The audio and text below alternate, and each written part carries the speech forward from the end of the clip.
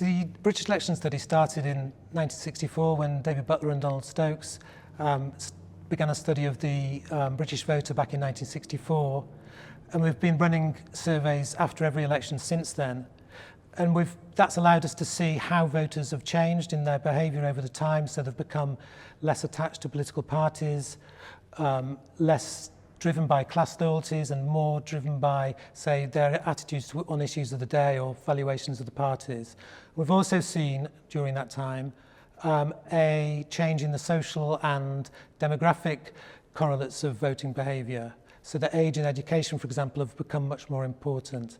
And that process particularly sped up after or around the Brexit referendum, because Leave and Remain voters began lining up behind the Conservatives and Labour disproportionately.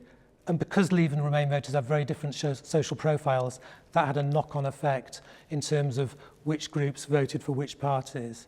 And then we move on to 2024, and we see that realignment has held. So even though there was a great deal of change, great deal of volatility in 2024, and the Conservatives lost a great deal of support, the relationship between social characteristics and voting remained strong. And that's because voters were switching between